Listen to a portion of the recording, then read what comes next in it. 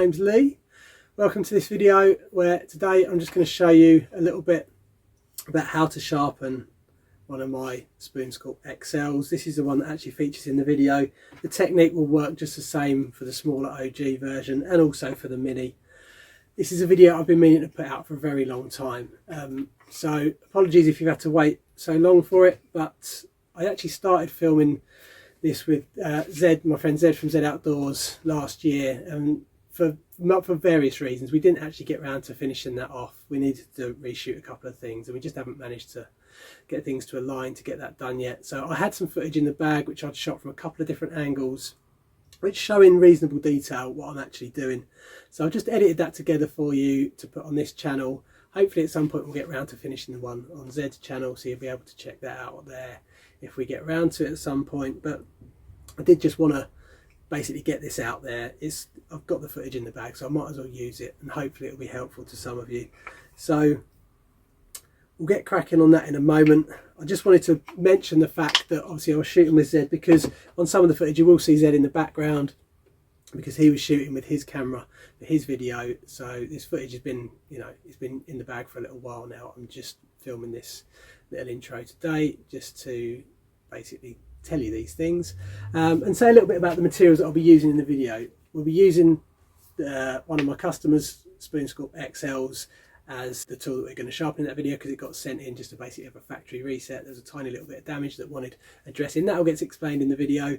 Some of the abrasives you'll see me use, primarily I'm going to be using a dowel with wet and dry paper wrapped around it in various grits. You'll also see me using a flat board. This is just like a bit of laminate flooring with some wet and dry paper, which is the same stuff that I use for sharpening most of my straight knives. That's for the outer bevel. There are alternatives. You'll also see this featured, which is a diamond rod. It's quite a coarse one. It comes in handy when you've got a lot of material to remove. There are things like ceramic rods that you can use on the inner bevel. Same for the outside. You've got diamond plates, ceramic plates. There's lots of alternatives. All I would say is that you're going to want to be able to maintain a nice consistent progression of grits from raising a burr through to basically a polished edge. So whatever your system is for doing that, by all means, there's lots of different abrasives on the market now. There's these diamond films that go up to much higher, much finer kind of abrasion than the wet and dry paper does now. I got to 5,000 or P5000 on the wet and dry paper, and I find from there I can strop and get a really nice finish. So that's what you'll see me using. That paper is available. The stuff I'm using in the video is available on my website, but you can get it, it's pretty readily available. You don't have to get it from me. There are also alternatives on the market. As well as the abrasives, obviously, there are a couple of extra things that you might find useful. A little bit of magnification, either like a jeweler's loupe, a linen test, that magnifying glass, something where you can kind of zoom in on the edge a little bit and see a little bit more in detail what's going on there. The other thing you'll see me using in the video is a bench vise. For me, this is one of the most important tools because I can clamp the handle of the tool in. It's got wooden jaws, it's not going to damage the handle of the tool. So I find this a really important thing. There is some safety considerations when you're holding a tool with a really sharp edge in a vise. Obviously it's locked up there, solid, it's not going to move if you bump into it. So it's something to be aware of from a safety point of view. When you're moving around that edge, be extra careful that you don't bump into it. It doesn't have to be a bench vise. Anything that you can mount that's got soft jaws is going to get a good grip on the handle. What I like about a bench vise is it's got deep jaws, so you can grip a good section of the handle, stops it rocking backwards and forwards. When I'm not at home, I've got my Triton Super Jaws, which I take to shows and stuff with me. That's a brilliant tool. It does all sorts of stuff, but specifically for sharpening, it's a nice working height. It's quite solid and heavy, so it stays put. But again, I've dressed that with some wooden boards to make quite deep jaws on it, and it holds the tool really firm. So it's not essential to do it that way, but I find I get by far the best results when I can hold the tool still in a vise and work on my body position and really keeping control over the abrasives as I use them. So hopefully you'll find some of these tips useful, and if you've been wondering how I do this or how you should be going about sharpening and maintaining these tools, then hopefully you'll find this useful. So let's crack on and get sharpening. So this is the one that's going to want a bit of sharpening. The customer's actually sent this one in for a bit of a tune-up. So the first thing to do is basically see where it's blunt. What is it? Why does it need to be sharpened? Is it cutting okay? So I have a piece here of dry willow. It gets used to test all sorts of different tools, as you can see. Willow has got a particular type of grain that seems to show any imperfection in an edge very well. So if I have got an edge and I take a cut with it, that actually feels like it's nice and sharp and it's cutting well. If there's any damage or problems with that edge, it will show as a mark on the wood. That feels really smooth, it's cutting effortlessly. So that would be effectively like cutting with a right-handed spoon knife. So then the benefit of this tool is you can turn it round and actually cut the other way, and that's like having a left-handed spoon knife. And again, that section of the blade is leaving a nice smooth finish. I can't see any marks on the wood. I'm just going to put my glasses on to make sure. So far there doesn't seem to be an awful lot wrong with it, but we haven't tested kind of that part of the blade yet, because we've only tested these cuts. So we've tested like the shallower curve. So now we're going to test this rounder part at the end and see what's happening there. And again, from the right-handed side of the knife, it appears to be cutting nice, not too bad at all. And then from this side we're going to push it away, and there we go. Right, so now I can see why they've sent this in. Can you see that mark on the wood? If I just change the angle of it a little bit, there's like a scratch mark on the wood. So from using the tool that way, so it's like pushing it away from me, there's an area around here on the blade, leaving that mark on the wood. So that indicates there's just a tiny bit of damage. So I'm going to take this 10 times magnification and see if I can actually see visually any damage. I certainly can't see it with the naked eye, but can I see like a little nick or a roll or any potential bits of damage on this edge at 10 times magnification? And actually there's definitely nothing obvious there. So that suggests to me that even though it's leaving a mark on the wood, which is clearly not desirable, that's how sensitive this wood is. That's why I use willow. Some woods that might not show up, but I know whereabouts it is on the edge, and I know the rest of the edge is performing fairly well. So because I know that, why do too much work everywhere when I could kind of localise the sharpening to that area? If I could see a big nick or a chip out of the edge, then probably the right thing to do would be to what's called joint the edge. So we take the edge off of the blade and basically rub it flat until we've got rid of, till all of the edge is back in line and there's no bit missing out of it. But then we've got to get back to an edge again. But because this is a fairly minor imperfection, I will focus most of my effort on this area of the blade. I'm going to sharpen the whole blade, but I'll focus most of the effort on that area so we can try and work that little imperfection out. Now this is the next part of the process, which might differ for some people. I could try and use these rods and guide them through this, holding one in one hand, one in the other. But having a vise to hold either the abrasive or the tool still, to me, is almost an essential part of the process. So you want a nice wooden faced vise, so soft jaws, fairly deep jaws if you can, and then we're going to put that in there so that we can see that the tool is nicely solidly locked up and it can't move in the vise.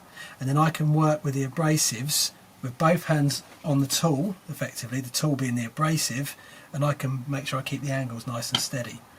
Now, the one thing I will say is we know this is pretty sharp. We've just cut wood with it. There's only a tiny bit of damage on it somewhere. There's a really sharp blade in a vise which isn't going to move if I bump into it with my hand, my arm, whatever part of my body. So being a curved blade, it's got the potential to take a chunk out of me. So I've got to be super careful now that I know that's locked up solid. So I've got to be careful how I move around that blade. But having something solid to lock it up in, to me, is really important. It doesn't have to be a bench vise. I've got a portable vise, a Triton Super Jaws, which works just as well. So that to me is kind of almost an essential part of the process. So where I'm going to be riding is on the tram line, on the spine and on the edge. And that's going to give me that flat registration. If I sort of show you on here, if this was the blade itself, we've got an edge here and an edge here, so where I'm going to be riding is on those two edges, and the hollow in the middle doesn't get touched with the abrasive, so it's quite efficient as well in terms of not having to remove too much material. Now again, we've got options. This is that diamond rod that I showed you earlier. The benefit of this is that I can put that into there, make sure it's riding on the spine and on the edge, so I'm touching both sides of those tram lines, and then because it's a diamond rod, I can actually work it backwards and forwards, no problem at all. So, and this is quite coarse, so it should raise a burr quite quickly. Now, as soon as I can feel that there's a burr, and I can't feel one yet, then I've basically hit the edge. I've lifted that, raised that burr. So we haven't done that yet. So I'm just going to show you another method with the wet and dry paper. See, this is a very narrow dowel. Now, in general, when you've got a curved blade, the more you can match the curve with a sharpening medium, the more contact you've got. So I've got a bit of 280 grit here, so we can give this a try. And see, we've got it pre-rolled, and we're just going to wrap it around a dowel. If you notice, this dowel is quite a bit bigger than that rod, so I'm going to get more contact area, so you can tailor the size of your sharpening medium to the size of your blade. And I'm just going to wrap a couple of little elastic bands around that to hold it in place. You can use O-rings. That's what I've got on these ones. They're just little O-rings. They're a little bit easier because they're a single thickness and they roll a bit better, but this works. So then we're going to do the same thing, but because this is paper, if I pull it back across the edge, I've got the potential of cutting the paper. So I'm just going to push this away. So again, I want to make sure I've got that good contact. Push it through, and because this is quite a big blade, I can get away with pulling this back through. Being a looper steel, the sensible thing to do would be to take it all the way through, pass it back to myself, being extra careful that obviously I don't contact the blade with any part of me on the way back past. So now, if you notice, I'm working all the way up this side of the blade to about the middle. So then I'm going to go to the other side and do the same thing and take a few passes. Like I say, on this particular model, I think you can get away with not passing it all the way through. Certainly on the smaller one, you're going to want to pass that down all the way through every time. And we want to make sure we're working on the flat part of the paper, staying away from these edges. If you imagine there's abrasive right up to the edge of this paper, so it's going to act a little bit like a saw blade and put a nick in the blade or a little cut into it. So I want to make sure that I'm staying away from that where I'm sharpening. So I'm going to get in a good habit of passing this through the blade back to myself, and hopefully, because it's a coarse, fairly coarse grit, we're going to raise a burr quite quickly. So in a good few places now I can feel that we've got a burr. I want to definitely make sure that we get a good burr in this area here, because that was the bit that definitely required some attention. And obviously this is quite a coarse start, 280 grit. I would only generally go back this far if we know there's a little bit of damage and we want to raise a strong burr. And I can actually visibly see a burr now. I can see the way the light's catching it. That's the other thing you want, is good lighting. If you can't work outside in sunlight, you want to make sure you've got some good task lighting on the case so you can really see what's going on. So I can see it, I can feel it, it feels quite consistent. So I'm just going to match it up on this side, especially coming up around this part of the blade. And I'm being very careful to maintain contact with the spine and the edge. That's what's going to not change the geometry of this edge. We're not going to start changing the angle if we use that as a reference face.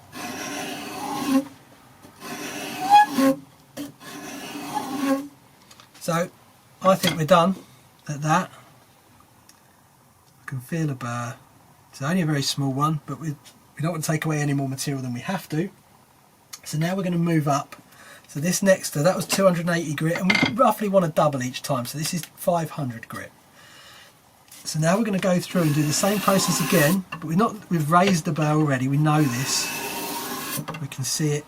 We can feel it. So now we're looking to refine the scratch pattern. If you imagine taking that paper and rubbing it on a shiny surface, it's going to have now left the scratch, but it's removed the material quite quickly. Now we're looking to effectively take the high points off of those scratches, and again working in a methodical way. If you notice, I'm actually leaning on the bench, so I'm keeping my body quite stable. I'm keeping my elbows close to my body, and I'm trying to maintain those angles all of the time, because that's what's going to be important in maintaining the consistency of this edge geometry. You can already see quite a lot of colouring on that paper now where the metal's coming off.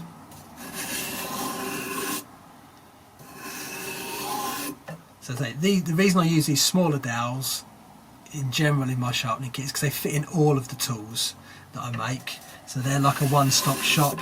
If you've just got a specific tool, like this bigger dowel would probably fit inside the curve of this knife, for example.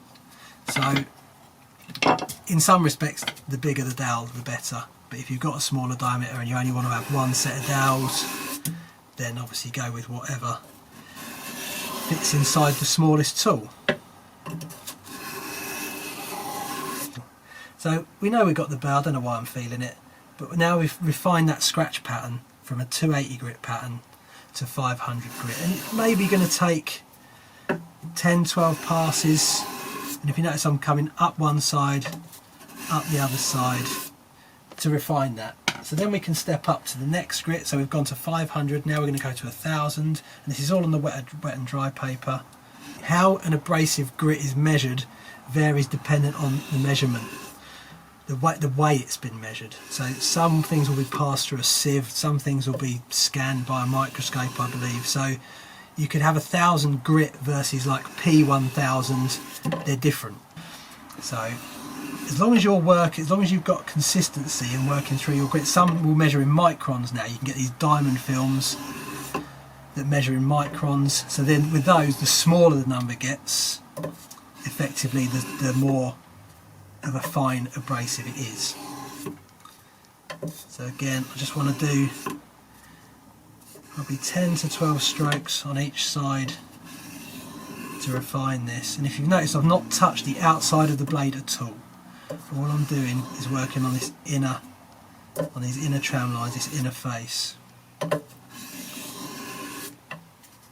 I'm also slightly rotating the dowel, so I'm trying, as I pass it through, I'm spinning it a little bit, just to a quarter of a turn maybe. So I'm trying to use different parts of the abrasive all the time, keeping it as fresh as possible. And on these smaller dowels and the bigger blades, I'll probably only do one blade with the one piece of paper, because you could effectively clean it a little bit, but it's fairly quick and easy to change. Okay, so that should be okay for that. So now we're going to jump up a little bit higher. Instead of going to 2000, this is 2500, or P to 2500. So that's just over doubling the 1000, but I've found it's a progression that works really well. You could go 2000, 3000 and then step up to the 5, but I find that this 2.5 jumps quite nicely from 1000 and then doubling that to 5. And again, there's plenty of things now available. You could go higher, you could go 7, 10, even sort of like 15,000 if you really want to go to those extremes and get that polish. But this progression seems to work for me. It's what I've been using for a number of years now, and it will get from that coarse burr that we've raised in the beginning to basically back to a mirrored finish, as long as you take your time maintaining the angles nice and careful. And if you notice, audio wise, they're making much less noise as we go along, so the finer the abrasive gets, the less noise it's making on the steel. So that's a good indicator that you're taking less and less metal away and we're just refining that surface. If we're careful to hang on to that burr right until the end, sometimes you can get a really satisfying release where the whole wire edge will curl off in one go. Maybe we'll get lucky and that will happen and we'll be able to even see it on camera today. Fingers crossed. It's never a guarantee.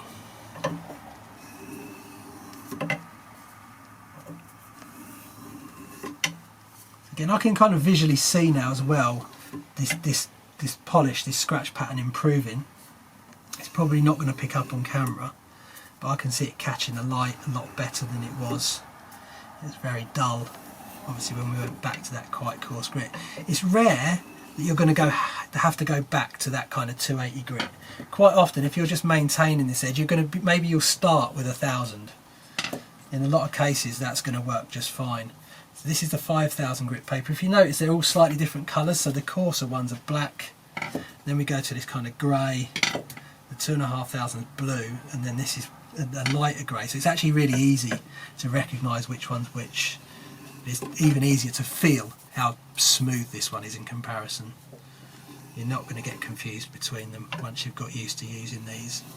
So don't have to. They have got writing on the back that tells you, but you just won't need to see that after a while. So this is now 5000 grit, and if you notice, it's gone really quiet.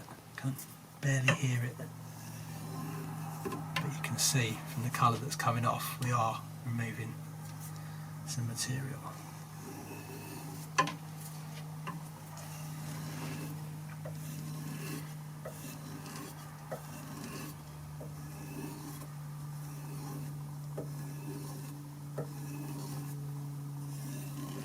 When you really get practiced at this, obviously I've sharpened a lot of these tools, it does kind of sink into your body a little bit how to do it. And I think anything that's hollow forged doesn't necessarily have to be a Scorp, but anything that's either dead flat or hollow on the inside, in my experience, is easier to sharpen.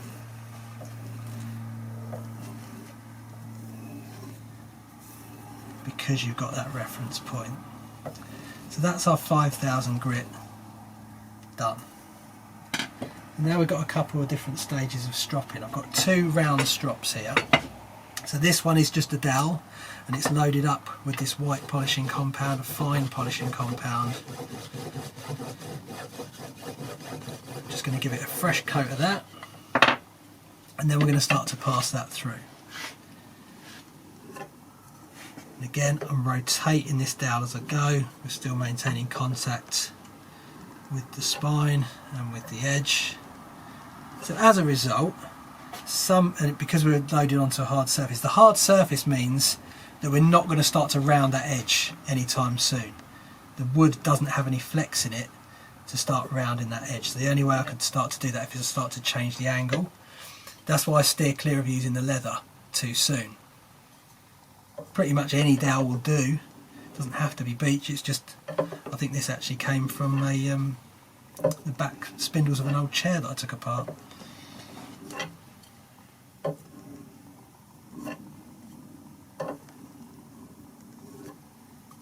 So a few passes at that. That's started to refine that a bit more.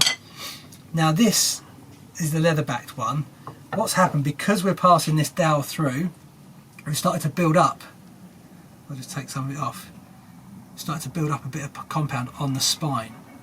So that's really what I use the leather one for. But before I do that, we've got this burr now, and it's all being pushed outside. So we've got to start to do some sort of refining from the outside of this blade now. And this is where having a flat board with a bit of the 5000 grit paper on, as opposed to just a strop. Again, the strop has got the potential to start to round that edge, and we want to keep it flat. So if I come on this outside edge, there is actually, although it's a convex outer bevel, there is a flat part of it. So we want to get that as flat as possible. And the beauty of having it set in a vise is I can get right over this. I can eyeball in that I'm getting good contact with the bevel, but not rounding it over. And then I'm just going to come up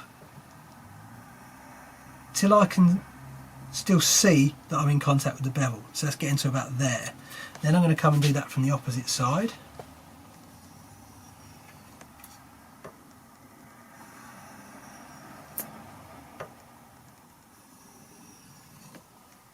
Just a few swipes to make sure I push that burr all the way in. And now I've got this top section of the blade to do. And to do that most efficiently, I'm going to drop down onto one knee so I can see, again, maintaining that angle, keeping it nice and consistent, just rolling through.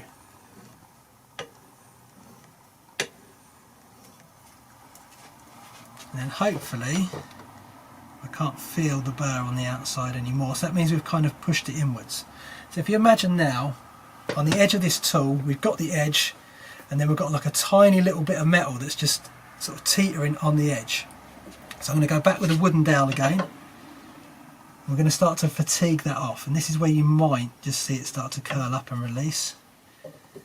But normally it's when we go at it with the leather that it really wants to let go, but I can see a little tiny bit releasing there now. So we know we're doing the right thing in terms of we're pushing that bevel back, that wire edge back out, away from that inner bevel. So a couple of passes with that just to make sure.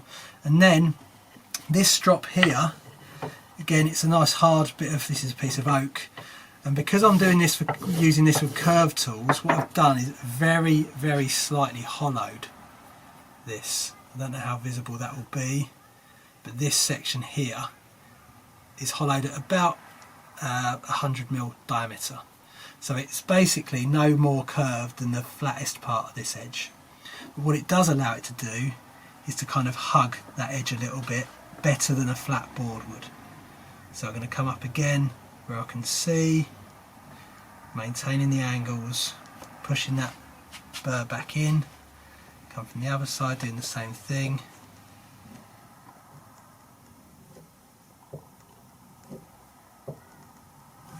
Then I'm going to drop down, maintaining that angle so I can really see what's going on. That is the key really, is to maintain the angles that are set on the tool. Okay, so now I'm going to go for the leather strop on the inside. So as well as pushing that wire edge back out, the leather is also going to pick up some of the compound off the spine, start to clean that up for us. If you notice, I'm definitely passing this all the way through every time, because obviously if I come back now, first of all I'm going to catch the leather and cut the leather, and then if the leather can sharpen the blade, it can also blunt it. So we don't want to be pulling that back across the edge. And I can just see, I don't think there's any chance the camera's going to pick it up, but there is a tiny bit of wire edge just floating on that outer bevel there. So I can see it releasing now. Sometimes it curls up like a little eyelash. So we're just going to have a couple more passes. Hopefully get rid of any last traces of that wire edge. What I quite often do is just rub this that way across the spine, obviously not across the edge, but that again just helps to clean off any of that polishing compound. Just making sure. Stropping is one of those things, you have to do it for long enough to get rid of that wire edge, and the bigger the wire edge, the longer it takes. But you definitely don't want to do it for too long, because then what you're effectively doing is starting to round that edge over and shortening the time between now and the next time you're going to have to kind of do this kind of reset sharpen with the abrasives. Obviously, as you're using the tool, the edge is going to dull very slightly over time, so you can strop a tool quite a few times in between these kind of sharpenings where we're raising a burr and resetting. It's only really where there's the tool's leaving visible evidence that it needs to be sharpened or it's really dull that you're going to need to go back to that abrasive level. But over time, just the process of stropping alone will start to create that little bit of a change of the sharpened angle. So I think we're probably there now. I'm going to pop it out the vise, just give it a quick visual inspection, see if I can see any bits of wire edge still hanging on anywhere, and then we'll give it a test, and hopefully we've got rid of any of those little marks it was leaving and got a nice fresh sharp edge all the way around. So we'll go back to our piece of willow. One of the reasons I actually put a longer handle on this model is when I'm carving a spoon with it and I've got a vise handy, I'll quite often hold the blank in the vise after I've put the crank in and use this tool with both hands, so I can hold the actual piece of wood still and use the tool. So that's cutting lovely. There is actually an improvement in how that's cutting compared to how it was before.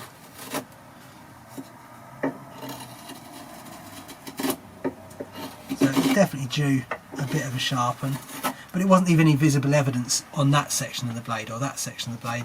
Where we were seeing it wasn't even in that direction, but what we were seeing was when we pushed it this way, we were seeing that little scratch mark on the wood,